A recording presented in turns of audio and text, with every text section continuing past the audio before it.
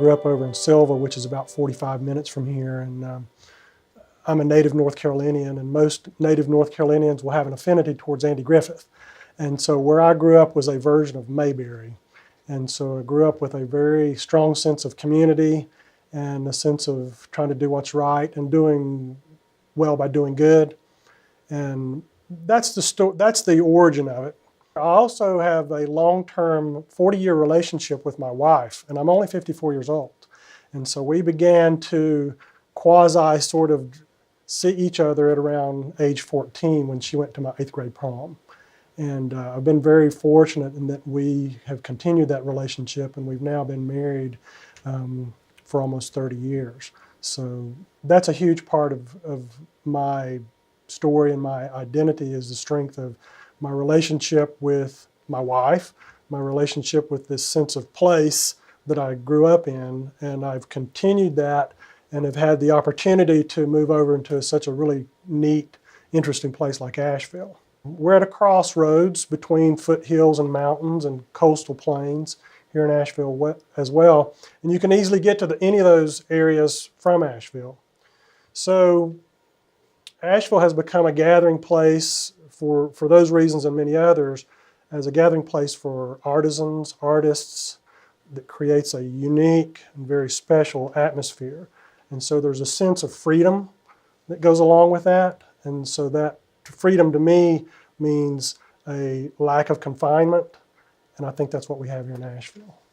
I've been in practice for over 2 decades now. How I started down the path towards where I am now was a love of working with my hands, but also an altruistic heart, where I wanted to do things for people. I wanted to serve. I get a lot more reward and fulfillment out of helping other people find their place or improve their lives than I do for my own. What I believe is a typical Asheville lifestyle involves the out of doors, it involves culture, and it involves health and well-being.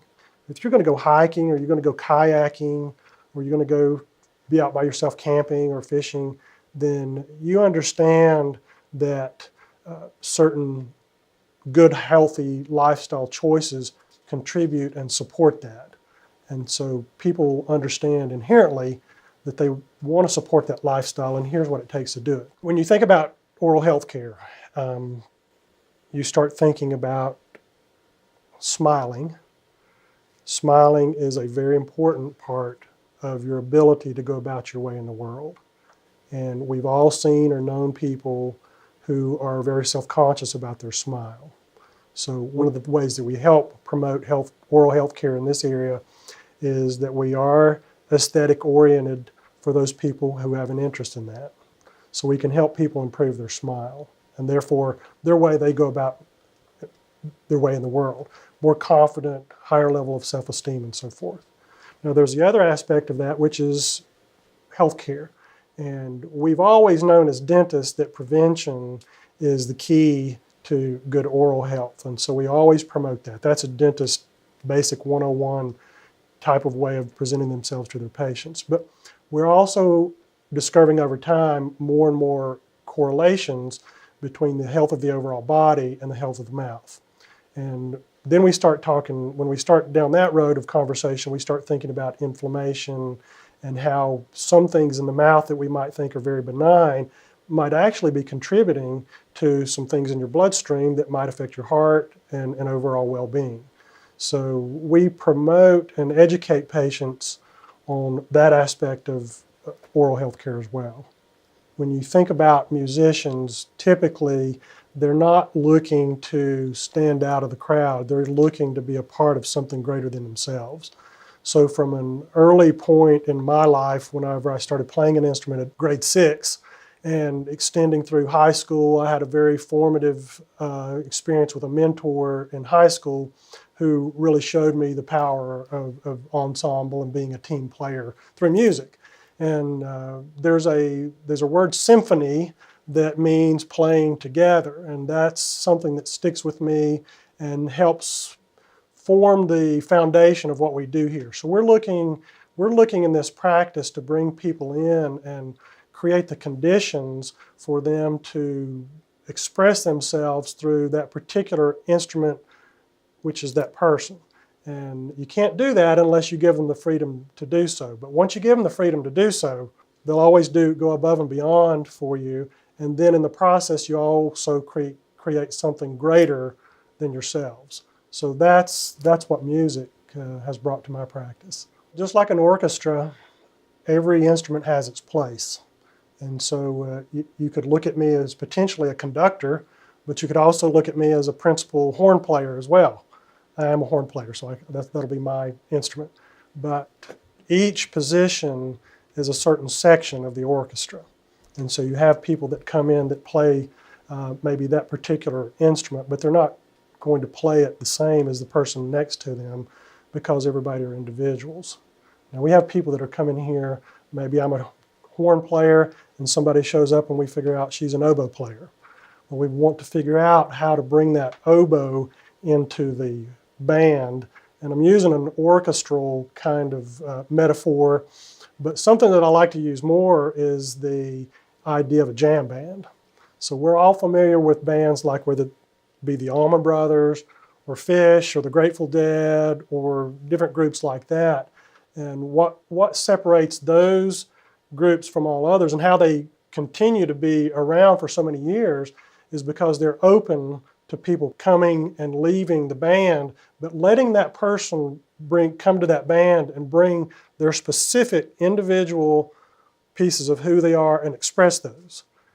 Now that, when we start talking on that level, we've left dentistry or oral health care and we've entered a whole new space where people are just expressing who they are. They just happen to do dentistry. It's very important to me that the people that work here have an environment where they feel like they're part of something bigger than themselves. So we've created a small community within these four walls. Now, once you get that community built up and strong enough, then you can take that and you can go out into the larger community and start doing things together. And that's what we do. So we are very intentional about seeking out partnerships with different companies here in town, whether it be a nonprofit or whether it be a restaurant or one of our local universities or a brewery, to find something that we can do together that will contribute to the overall health of this community. What we're doing is we're thinking globally and we're acting locally. And this very much resonates with our staff, and it resonates with me. I want my patients to feel a sense of peace. There's a lot of stress that's involved in coming to a dental practice. A lot of people are anxious, they're fearful. So we've created the conditions here where when they walk in the front door, and we get lots and lots of compliments about this, when they walk in that front door, they feel a different energy. They feel like I may have some concerns, some anxiety. I don't necessarily know what's going on. I don't know what we're going to have to do to resolve it, but I'm already feeling it, that these people are going to take care of me. And so every step of the way, we are very intentional, and it happens organically because we've created the conditions that support it, but every step along the way, that sense of being taken care of is reinforced.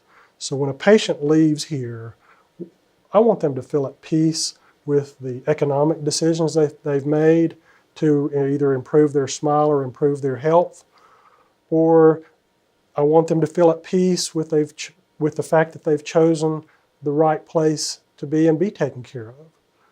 And any day that I leave here and go home and feel like I've done that for someone, then I feel like I've really had a good day or I've done a good thing for patients.